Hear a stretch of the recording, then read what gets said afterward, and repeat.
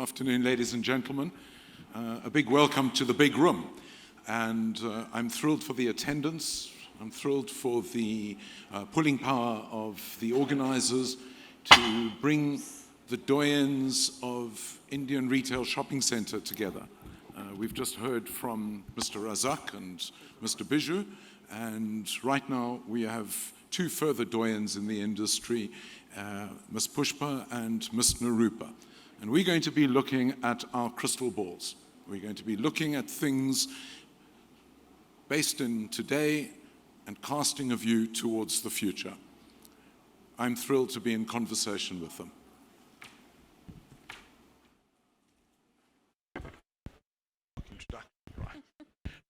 Right. Pushpa, welcome. This is Bangalore, the deep south.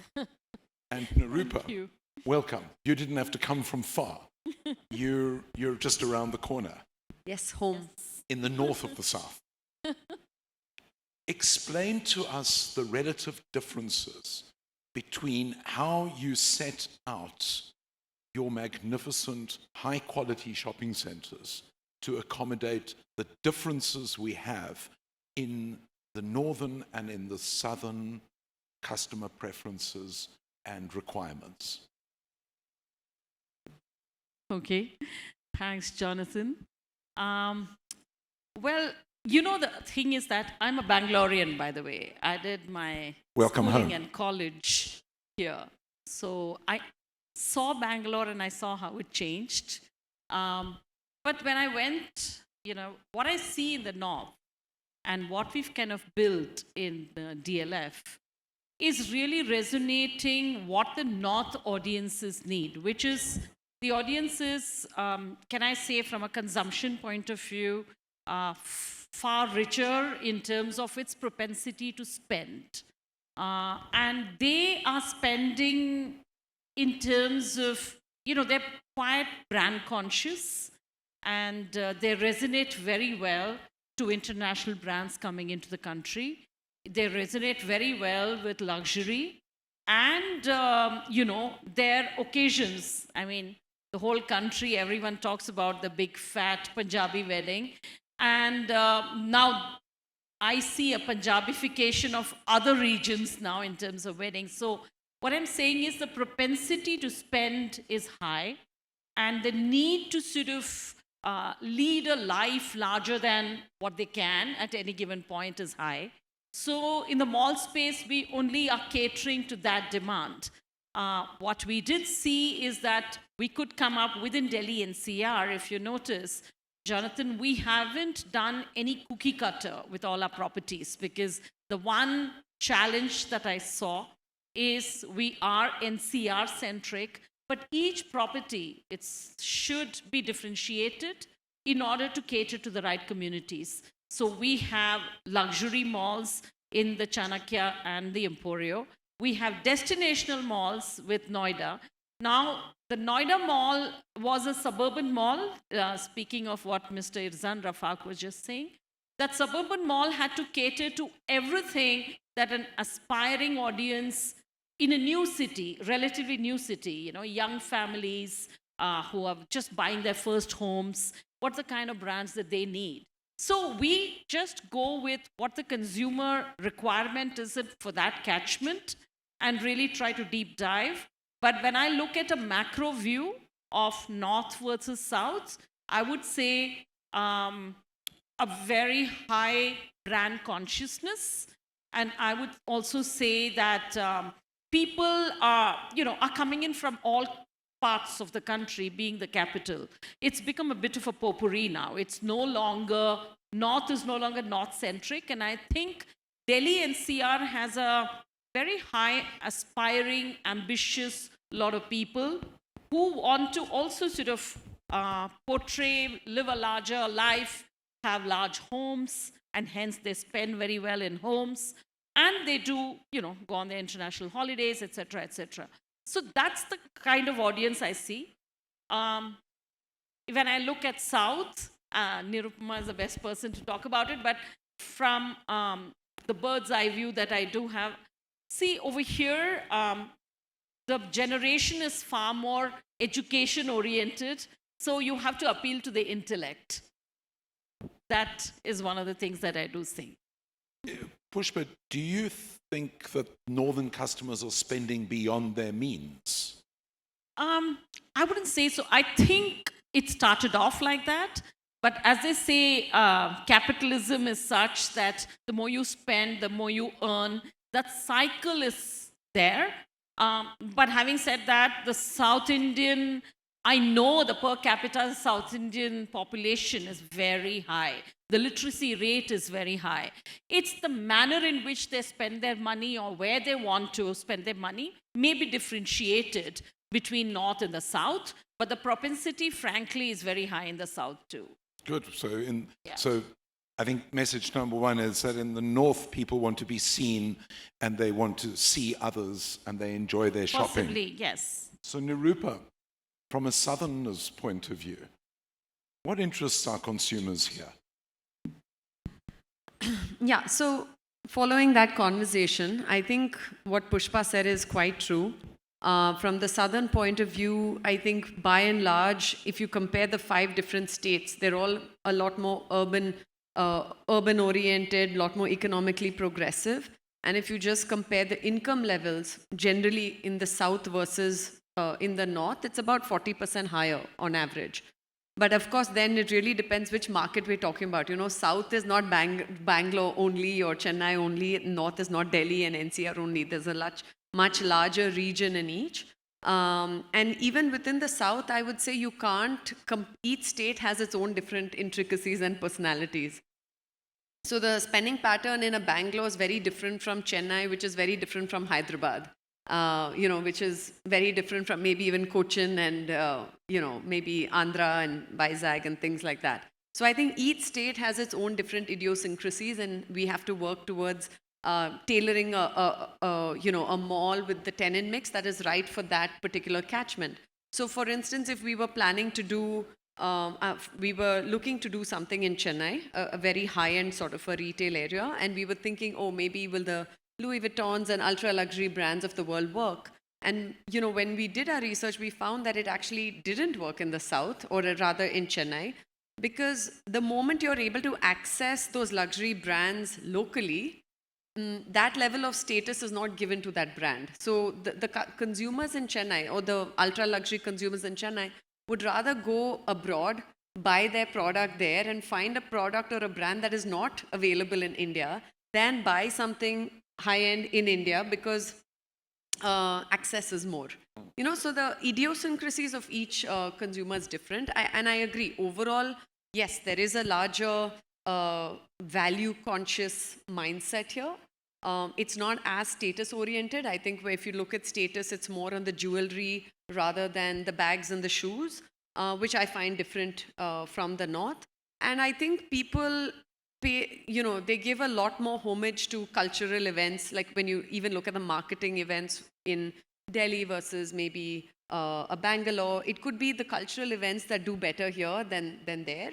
And those are the kind of differences that we're seeing. So whether it's the marketing of the events, the tenant mix, we have to tailor it to not to each state, then each city within each state, and of course, each micro market. So I don't think we can ever build with a one-size-fits-all or that kind of a strategy. And of course, people travel from north to south and they feel comfortable in all your shopping centers. Yeah. But I'm looking for a 2030 view for the future. And so are all of the participants in the room. So what do you think is common to the north and the south customers? Do you think it's the food? Do you think it's the overarching experience that they get in the shopping centers? Well, see, it's very clear that there is urbanization happening across the country. It's also very clear that malls is not something which is unique or something which is, few and far between. We are seeing a space where the next 10 years, we're going to see a lot of retail development, and it's going to get democratized even more. So consumption is going to be accessible and hence quality of life. In India, what do you see as a common theme? People want to improve their quality of life across the board, north, south, east, west. And so I believe that wherever infrastructurally we develop well, those pockets are all going to behave in a similar fashion. Because what digitization has done is it's brought brands close to home, right? You're sitting in, I don't know, Silokra, or you're sitting in some spot in Darjeeling. You have the same access to the brands that a person has sitting in Delhi or in Bangalore. So that democratization is going to see the following things. Wherever infrastructure development happens, and in a planned fashion, we do think that retail development will happen, and the behavior would be more or less similar, subject to local idiosyncrasies or demands. Otherwise, it's going to be pretty, consumption will occur. The second part is that wherever the millennials and Gen Zs start shopping, we've seen that there is a change in the shopping pattern. Now, they digitally discover and shop physically. They're far more planned. They know what they want. And hence, their behavior pattern will be, in that sense, similar, be it north, south, east, west. And last but not the least is that, mall developers like us, we will have to have the know-how of creating communities, micro-communities, which will give a sense of belonging. Once we do these three things, I think it's going to be a good way forward. Terrific. Couple of consumer behavior patterns I could mention. I think one is experimentative nature. I think the new consumers want experience and they are willing to experiment with different kind of brands, whether it's with F&B, whether it's new forms of entertainment, whether it's new local designers. I think that form of experience and that experimentative nature is common to both. The second part is sort of contradictory to what I'm saying, but there is also some level of brand loyalty. And what I mean by that is that they want to go with tried and tested brands as well, where they're equally recognized and they have that personal rapport with a particular store manager and things like that. So while I'm saying that brand loyalty is something that both consumers value, they want to be recognized because they say that the highest form of luxury is actually being recognized and given that importance. It's not really that bag that you're holding. It's being recognized, being understood as a consumer, going to a store that knows your consumer preferences. You just feel a lot more important, and that is the highest form of luxury. And the second part is, like I said, it's really nice to see new brands evolving. For instance, in our malls, we are now setting up just areas for local designers to come in, do pop-ups, or if it's a beauty, all the local beauty brands that are coming up, there's so many coming up, it's hard to keep track of it, and you may not want to give them a 9-year lease to experiment along with them, but you also create these hubs within the mall for experimentation, for new brands, younger brands, come in for 6 months, do like a so-called pop-up, but it's a longer-term thing. So we are actually creating experience or experimentation centers within the malls for local brands, local designers, beauty products, shoe designers to come in and showcase their products. So if somebody wants to get something that's trending, they know where to go. I'm all for the experience. I'm all for the experimentation. I think that by now, most shopping centers that have been around as long as yours, for nearly 20 years in many cases, the return on investment is in respect to the investment in the new ideas and the new things. And I think that that's a massive learning point. I think if I was sitting in the audience looking for the next best thing, I think that the investment that your respective portfolios are clearly making in the experiential and in the experimental and in the recognition of the consumer, such basic principles are terribly important because you're effectively future-proofing your malls. Yeah. Pushpa, you wanted to add? So, in fact, I totally agree with Nirupa in terms of one clear trend that one sees is that the next generations, millennials, Gen Zs, etc., they are very conscious of local brands and they want to promote local brands. They want to promote sustainable brands. They want ethical brands. And hence, the choice of shopping, because money is there, but their choice of shopping and why they would choose a particular brand is also changing. We have seen that whenever we've seen a slew of newer, younger brands of Instagram, of D2C brands, doing rather well in our pop-ups and end up having then permanent stores. So, because consumers have already sort of created a loyalty base with them. So I think, yeah, that's clearly something that I do see, I remember when we were setting up Mall of India, we said, how do we fill up this whole 2 million square feet of mall? And the one thing that we said is that let's go to our core, which is the Made in India brands, the Indian ethnic wear, fusion wear, and create a whole floor for them. Today, I'm so glad that that's become the norm. And we could actually stretch the market. I see the same trend happening for food because like in Delhi is a potpourri of various kinds of people coming in from all over the country, but they relate to their comfort food, their home food, right? So I do think that there is a great play here if we get those kind of food, which is appealing to the roots of the consumer, and they're getting that within Delhi NCR. I think there is a definite business case there. I agree with you. I must say that I do feel quite old when I'm in the company of all of you. My children are in their late 20s, and they tell me what needs to be in shopping centers from their perspective.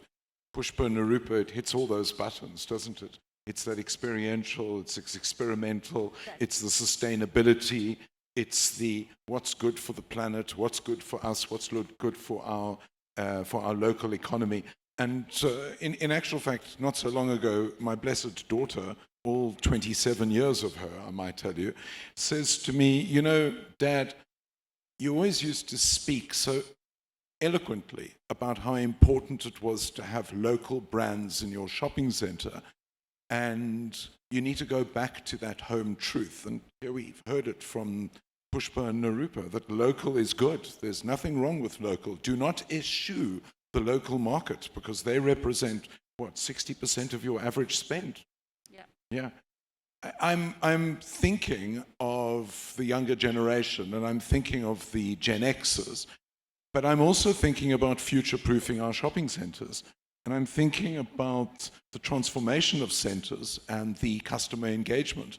Nirupa, can you lead this particular change in subject a little bit and tell us about the successes that you've enjoyed with your Brigade PropTech startup incubator, and tell us a little bit about how that is encouraging new age retail and new age customer engagement in shopping centers. Sure, thanks for that. So about 7 years ago, we set up an accelerator to actually mentor startups in the real estate space. It could be anything for residential, office, retail, or hotels. And we've been mentoring startups. We now have mentored about 70 of them. So we have a 70 portfolio company. And interestingly enough, we weren't getting too many in the retail space. However, in the last couple of years, we've found two really good ones, and I'd love to talk about that because I think there's an active use for these two companies. One is called Light Store, and basically what they do is to bring online brands offline. So if there are online brands that want to experiment in a certain micro market, what Light Store does is they will rent from us or DLF or any of the large mall owners for a long-term basis of 3 years, 6 years, whatever. But they will in turn sublease that space to multiple online brands for say 3 months, 4 months, 2 months. And that brand will then get an idea based on the traction they see on whether to open a full-fledged store in a particular micro market. What Light Store also does is they have a lot of sensor-based technology to monitor where customers are hovering over. So if you have different kinds of product in a particular store, they'll monitor like how much time a particular customer is spending over which display or which product. They try to gamify a lot of these supplies. So for instance, they had a beauty product, and one of the games was like, okay, take as many free supplies as you can with one hand. Stuff like that, basically. So I think that's picking up really well. I think they're seeing a lot of traction. And for mall owners like us, where we have empty spaces for 9 months or 12 months, or we're not seeing a certain area within the mall being leased out, it's a great way to give out this space to a company like Lightstore, who will then subcontract it to another online brand who wants to check their offline feasibility. Another company we met is, or rather we're incubating currently, is called Spatic. So brands like you who want to set up, say, 100 stores in the country, or coffee shops that want to say, okay, I want to open 100 stores or 50 stores in India, what they will actually do is look at all the demographics within a particular micro market or within India. You can say, okay, this is my catchment. I need an age group of approximately 20 to 35 or 35 to 45 or 50. And then they will use a lot of sensor-based data like the Indian census and other, whatever they can find, and pull out all that data and then tell you where you can actually set up how many stores. So they'll give you the actual micro markets up to within, say, 500 meters or so.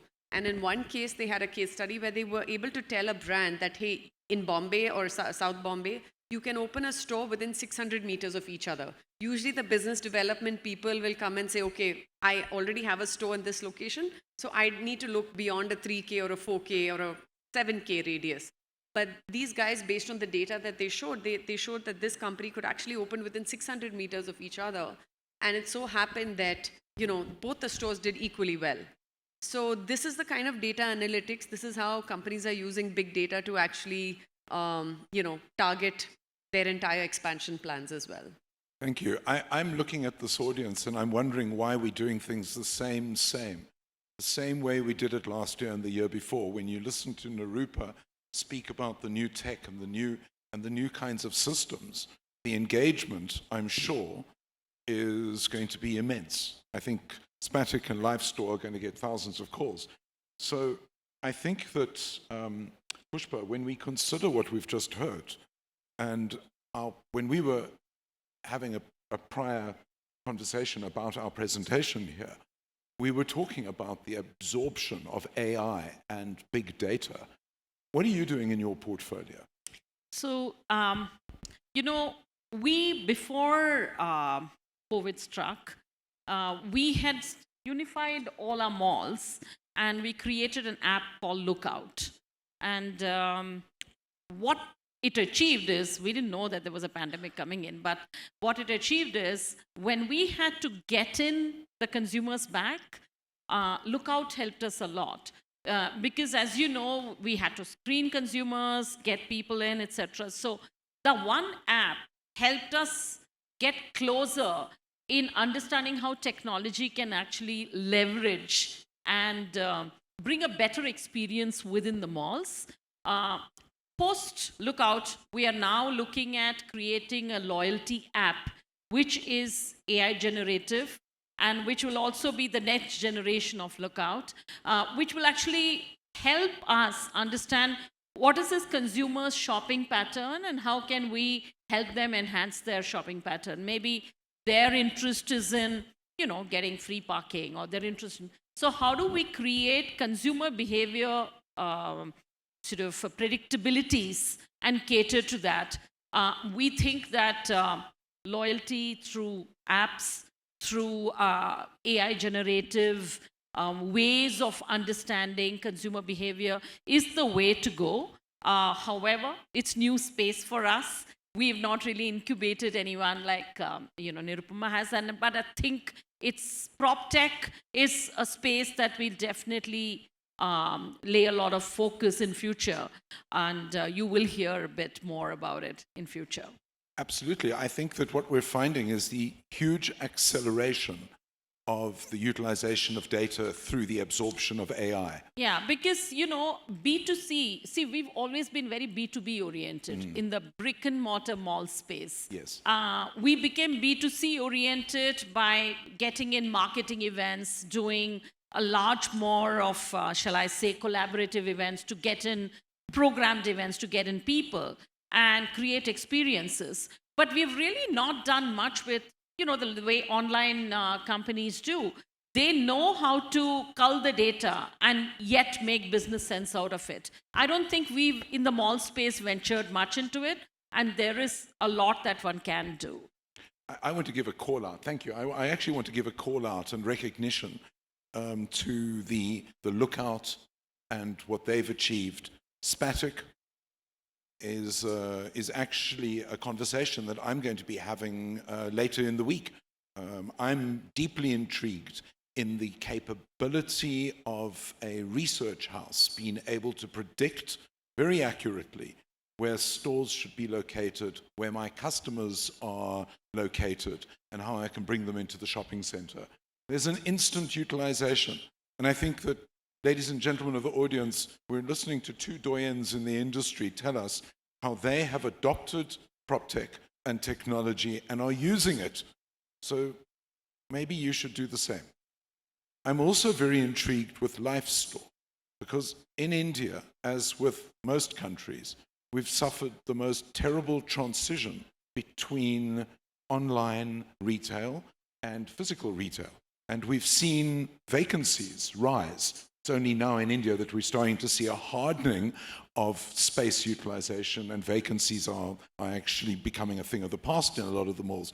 But when you consider the cost of vacancy being as high as, 6 to 8 months, isn't it worthwhile having an agency like a LifeStore in your mall managing local retailers and encouraging them to grow and take space on a more formal lease basis? Yeah? Isn't that really what we should be doing from a real estate point of view?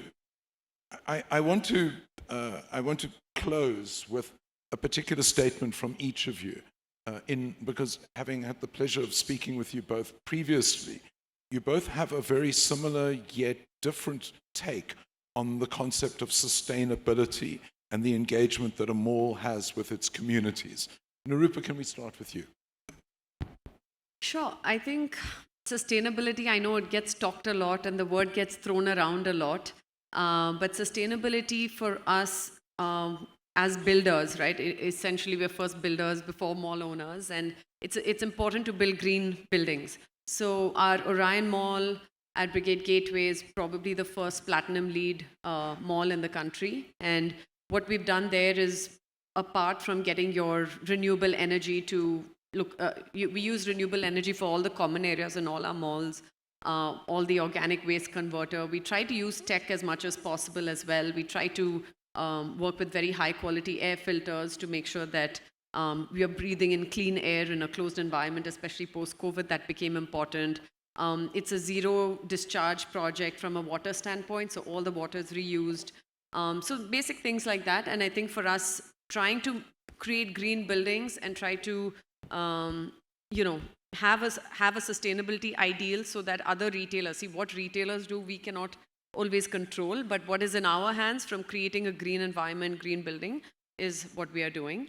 And of course, we're mentoring, again, a lot of startups in the sustainability space. So we have companies in water management, energy management, so sensor-based energy management, contactless access. Some of the AI technologies that I told you we were using was to see how can you reduce even number of, say, security guards in a mall by looking at cameras that detect various behavioral patterns of consumers to enhance the safety of the mall. And those are some of the things that we are doing. So a lot of mentorship into also technologies in the sustainable space. One of the other companies that we are also mentoring is in the green agri-waste space. So they use agri-waste as an alternate to gypsum board panels. So just you try to do your bit in whatever way you can, and eventually whatever is good for the country and whatever is good for the planet is good for us as well.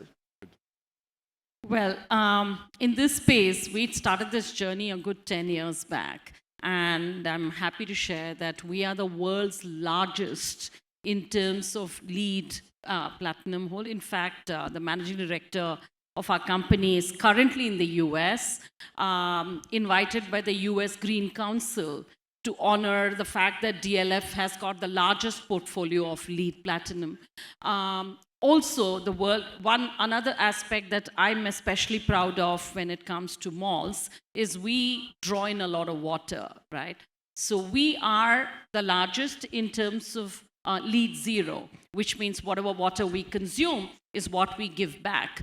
And so we do think and take this very seriously, both in our commercial space as well as in our mall space, to try and reduce carbon footprint. We have a very conscious target that we want to be carbon neutral by 2030, possibly before. That's absolutely terrific. I invite members of the floor, of the audience, to ask questions. Yes.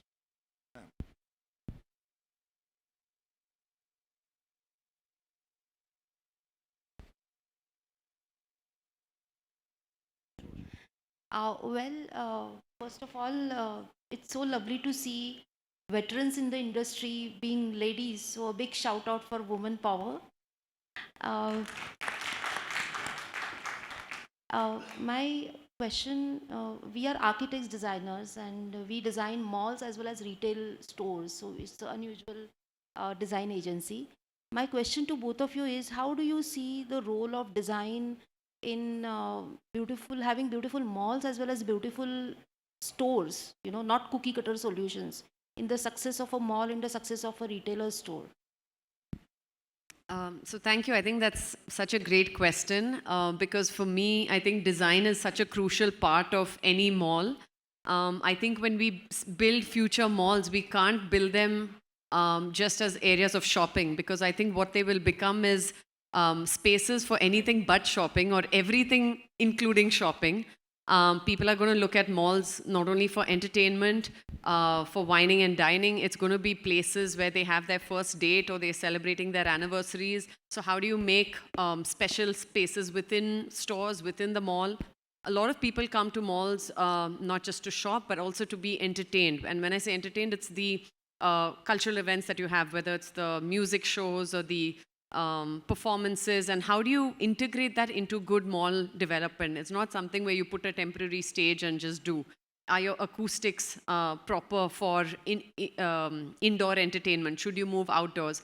How does a consumer engage, not just like when they talk about their Insta spots, but how do you create something like, for instance, next to one of our malls, we have a huge lake. It's a man-made lake. It didn't exist before. But you're creating a space where alfresco seating becomes more desirable. You're creating a space where people just want to come and hang out. You're creating a space where if you have a flea market, because of the high footfalls, because of that man-made lake, you're generating that. So there's a lot that we can do that's in our own control when it comes to mall design. And again, I've seen malls where they're so badly planned, where the whole traffic movement of how a consumer goes through a mall, you don't even pass through most of the stores. In fact, sometimes I've gone through malls and I'm going up the escalator and there's no way I can enter a store even if I want to. So there's a lot of, I think the true test of a good mall is in its design. So I think design and architecture is extremely important. Totally, I totally agree. In fact, we within DLF, we say that 80% of the commercial success of a project lies in design. So we pay a lot of attention to design, circulation, traffic circulation, managing that infrastructure, how does it integrate with the external infrastructure, and more important is that a mall has to appeal to all 5 sensories, and design makes it come to life. Why will a person go to Orion vis-a-vis some other mall which is 10 kilometers or 5 kilometers down? Is because it makes them feel happy. You've got to create that sense of happiness, and that's when retail therapy can happen. So the start is a great design, and we have to keep innovating, keep wowing the consumer with our newer malls, and so design is intrinsic. Good. I'm of the view that we could speak forever with Ms. Pushpa and Ms. Nirupa. There's always someone, isn't there? All right, Hanish. Ladies and gentlemen, it gives me great pleasure and a great honor to thank most sincerely Ms. Pushpa and Ms. Nirupa for attending. You are some of the doyens of this industry. You and your respective portfolios have been around in India for the last 20, 25 years. You have shown the way, And I'm hoping that the audience will appreciate the learnings and how, moving forward, India is clearly ready for 2030 and beyond. Thank you.